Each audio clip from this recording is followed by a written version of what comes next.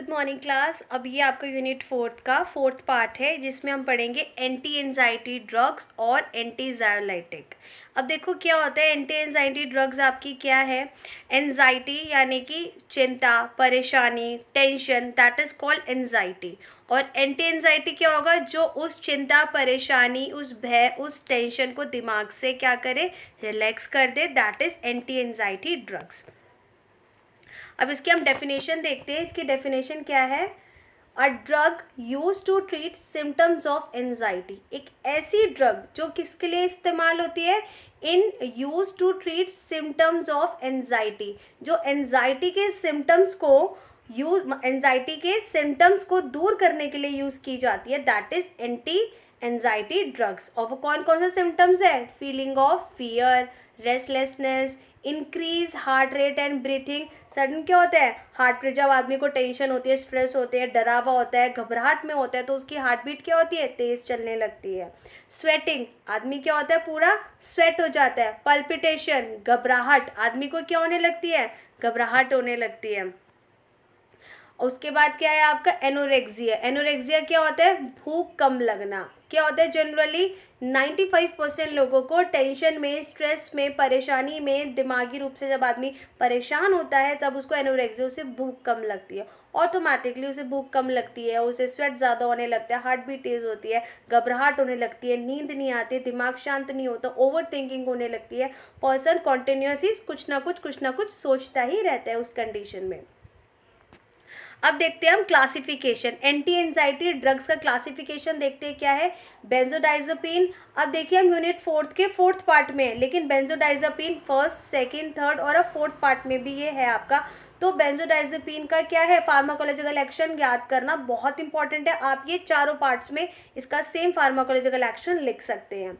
Benzodiazepine वही डाइजेपिन, लोराजिपम, alprazolam और क्लोनज़ेपैम। अब देखते हैं एजापायरेंस में क्या है आपका, बसपैरॉन, गिपेरॉन और इस्पापैरॉन, ठीक है। सैडेटिव एंटीहिस्टामिक क्या आपका, हाइड्रोक्सीजीन।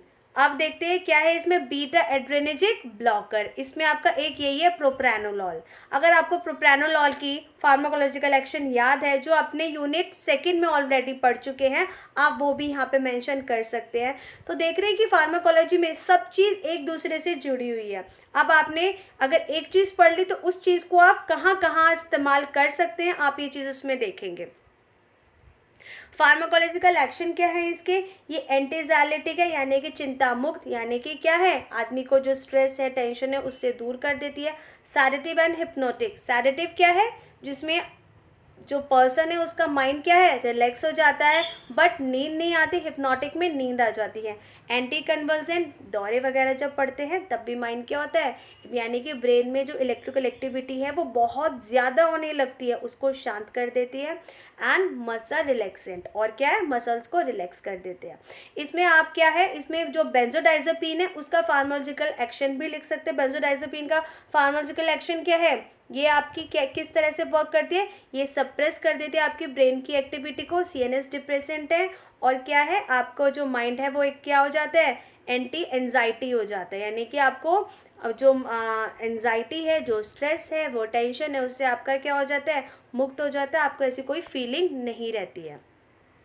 अब पढ़ते हैं हम इसकी डोजेस के बारे में। Diazepam 5 to 20 mg OD once in a day, lorazepam, alprazolam, clonazepam और हाइड्रोजिन, ये काफ़ी इंपॉर्टेंट ड्रग्स हैं। आपको इनके जो है डोसेज वो याद रखने चाहिए। ये भी वंस इन अ डे है। Alprazolam thrice in a day हो गया, 0.25 to 1.0 mg है। और इसमें क्लोनाजिपैम 0.5 to 1.0 mg, ये भी TDS है आपका। और hydrazine daily dose 50 to 200 mg तक है। अब देखते हैं हम इसके इंडिकेशन। इंडिकेशन क्या है, कहाँ कहाँ इस्तेमाल किया जाता है, कब इस्तेमाल करते हैं इन मेडिसिन का, एंटी एंजाइटी का।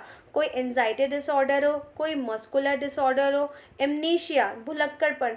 आपने देखा होगा समटाइम कोई पर्सन है वो, आपने अपने घरों में भी देखा होगा, जैसे कि दादा नाना, जो बड़ी एज के लोग होते हैं जनरली उनमें ये प्रॉब्लम हो जाती है एमनीशिया की, वो भूल जाते हैं बहुत जल्दी। किसी पर्सन से मिलेंगे अभी उससे बातचीत हुई, 2 घंटे बाद फिर पूछेंगे जी आप कौन है, मैंने तो आपको नहीं पहचाना।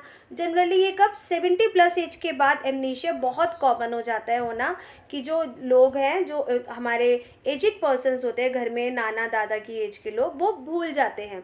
सीजर, दौरे पड़ रहे हैं, स्लीप डिसऑर्डर, अगर किसी को प्रॉपर नींद नहीं आ रही तो भी एंटी एंजाइटी का इस्तेमाल किया जाता है। अब देखते हैं इसके कॉन्ट्रा इंडिकेशन। कॉन्ट्रा इंडिकेशन कहाँ है जहाँ इस्तेमाल नहीं करने चाहिए, या अगर बहुत ज़रूरत पड़ रही है तो डॉक्टर बहुत सोच समझ के इस्तेमाल करता है। कहाँ कहाँ है आपका? Hyper sensitivity, acute narrow angle glaucoma, glaucoma के बारे में ऑलरेडी यूनिट 3 में हम पढ़ चुके हैं। प्रेगनेंसी में लैक्टेटिंग विमेंस, जो विमेंस अपने बेबी को फीड करा रही हैं, दूध पिला रही है। एंड पेशेंट इन कोमा, अगर कोई पेशेंट जो है वो कोमा में है तो वहाँ इसका इस्तेमाल नहीं होगा। अब इसी के साथ आपकी जो ये यूनिट 4 का 4th पार्ट भी ख़त्म होता है। आपके यूनिट 4 के 4 पार्ट ऑलरेडी ख़त्म हो चुके हैं, आपकी हाफ यूनिट ख़त्म हो चुकी है, अब हाफ यूनिट और बची है। आई होप आपको ये यूनिट भी पूरी समझ आई हो। अगर किसी को कोई डाउट हो, कोई प्रॉब्लम हो, किसी चीज़ में कोई परेशानी हो तो वो मुझसे कमेंट बॉक्स में पूछ सकता है। और ये जो इसके नोट्स है, जो PDF है, वो मैं टेलीग्राम ग्रुप पे प्रोवाइड करा दूँगी। Thank you class, have a nice day.